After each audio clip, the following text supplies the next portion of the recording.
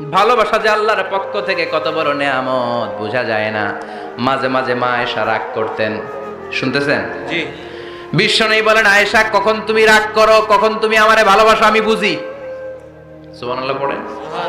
মা আয়েশা বললেন, কেমনে বোঝেন? বিশ্বনবী বললেন, যখন তুমি রাগ করো তখন নামাজের পরে দোয়ার মধ্যে বলো, ও ইব্রাহিম আলাইহিস সালামের আল্লাহ, আপনি আমার উপর দয়া করেন। তার মানে তুমি রাগ করে আছো, আমার নাম নাও নাই। আর যখন আমার উপর খুশি থাকো নামাজের পরে দোয়াতে বলো, মুহাম্মদ সাল্লাল্লাহু আলাইহি ওয়াসাল্লামের আল্লাহ, আপনি আমাদের উপর রহমত করেন। তার মানে খুশির সময় তুমি আমার নাম নাও, রেগে গেলে অন্য নবী দেয়া দোয়া সেরা দাও, রেগে গেলে আমার নামটা নাও না। মা আয়েশা বলে, নবী গো, আমি তো শুধু নামটাই মুখ দিয়ে নেই না, কিন্তু কলিজা থেকে তো আপনারে বাদ দিতে পারি না। আল্লাহু আকবার! কি ভালোবাসা! মা আয়েশা বলতেন, আমি যখন বিশ্বনবীর সাথে শীতের রাতে এক ল্যাপের নিচে ঘুমাতাম তখনও জিব্রাইল ওহী নাজিল করত। সুবহানাল্লাহ নাই? সুবহানাল্লাহ। কোন স্ত্রীর সাথে অন্তরঙ্গ বসবাসের সময় কোরআনের ওহী নাজিল হতো না।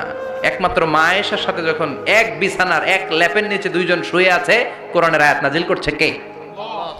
আবার মা আয়েশা বলছেন, আমার কারণে ও মুসলিম উম্মাহ তোমরা তায়াম্মুমের বিধান পেয়েছো। ফাতায়াম্মামু সাঈদান তাইয়্যিবা।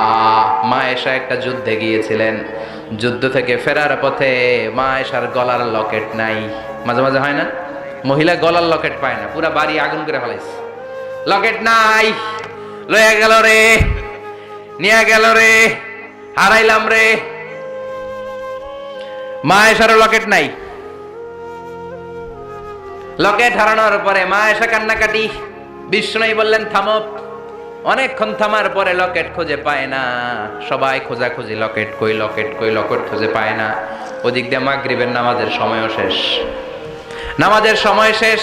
আর যেই জায়গায় লকেট খোঁজার জন্য থামা হয়েছে ওই জায়গায় আবার পানি নাই, পানি সামনে, পানির দিকেও যেতে পারে না, লকেটও খুঁজে পায় না, নামাজও পড়া যায় না। সব সাহাবীরা মিছিল শুরু করছে, আবু বকর রে ধর, ধর, ধর, আবু বকর রে ধর। আবু বকরের মেয়ের কারণে নামাজ আমাদের চলে যাচ্ছে। সাইয়েদনা আবু বকর ঘটনা বেসামাল দেখে আয়েশার কাছে গেল, যে দেখে বিশ্বনবী মা আয়েশার কোলের মধ্যে, ল্যাপের মধ্যে মাথা দিয়ে শুয়ে আছে।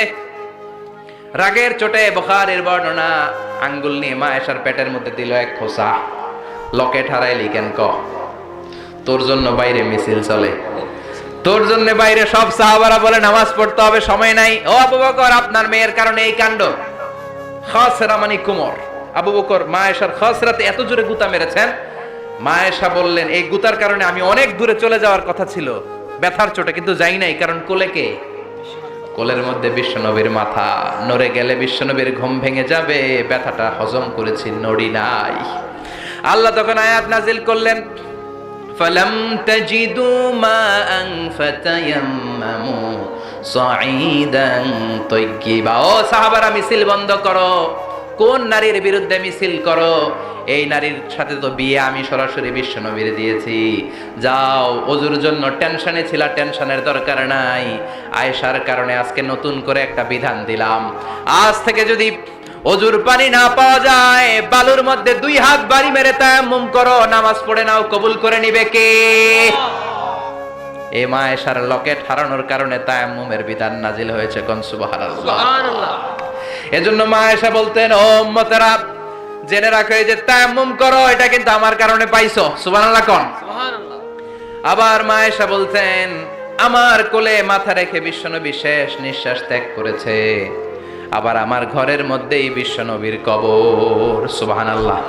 বিশ্বনবীর কবরটা কিন্তু মা আয়েশার ঘরের মধ্যে। এখনো বিশ্বনবীর কবর যেই জায়গায়, এই জায়গায় মা আয়েশার ঘর ছিল। সুবহানাল্লাহ কোন? সুবহানাল্লাহ। 2210টি হাদিস বর্ণনা করেছেন। কত? কথা কয় না, 2210টা। ফ্যামিলির হাদিস বর্ণনার জন্য মা আয়েশাকে আল্লাহ তাআলা বিশ্বনবীর ট্যাপ রেকর্ডার বানিয়ে পাঠিয়েছেন। যাই বিশ্বনবী বলতেন, ট্যাপ রেকর্ডের মতো রেকর্ড করে সব সাহাবীদের কাছে বর্ণনা করতেন। কত কবিতা উনি নিজে জানতেন, নিজেই জানে না। কত মাসালা যে জানতেন তার কোনো হিসাব নাই। ইলমুল ফারায়েজ, বাপ মরলে ছেলে মেয়ে থাকলে কে কতটুকু সম্পদ পাবে মা আয়েশার চেয়ে বিধান মদিনায় কেউ জানতো না। বিশ্বনবীর ইন্তেকালের পরে সাহাবাদের মধ্যে কোনো মাসালা নিয়ে কনফিউশন হলে সব সাহাবারা আম্মা জান আয়েশার কাছে এসে সলিউশন নিয়ে যেতেন। সুবহানাল্লাহ কোন। বিশ্বনবী যা বলেছেন সব মুখস্থ রেখেছেন, সব জ্ঞানের কথা ছড়িয়ে দিয়েছেন, সব সময় পড়াশোনা করতেন। সুবহানাল্লাহ। তার মানে মা আয়েশার জীবনী থেকে আপনাদের জন্য শিক্ষা হচ্ছে জ্ঞানার্জন, জ্ঞানানুরাগী হতে হবে। কি হতে হবে? জ্ঞানানুরাগী। বুখারীর বঙ্গানুবাদ পাওয়া যায়, কোরআনের বঙ্গানুবাদ পাওয়া যায়, ইসলামিক অনেক ভালো ভালো রাইটারের বই পাওয়া যায়, ঠিক কি না? এগুলো পড়ার দরকার আছে না নাই? অনেকে বলে হুজুর আমার ছেলেটা মোবাইল ছাড়া কিছু বোঝে না। কি কয়? মোবাইল ছাড়া কিচ্ছু বোঝে না। হুজুর মোবাইল দিলে ঠান্ডা, মোবাইল নিলে কান্দে, এরকম আছে না নাই? এর কারণ হাজব্যান্ড ওয়াইফ দুইটার কাছে সব সময় মোবাইল। কথা কর। বাবার কাছেও মোবাইল, মায়ের কাছেও মোবাইল, তো ছেলে মোবাইলের জন্য কাঁদবে না তো কি করবে? বাবার হাতেও যদি বই থাকে, মায়ের হাতেও যদি বই থাকে, ছেলে মোবাইল চাবে নাকি? ছেলেও চাবে বই, ছেলে চাবে কি? কথা বুঝতে পেরেছেন? এই জন্য জ্ঞান অনুরাগী হতে হবে মা আয়েশার মতো।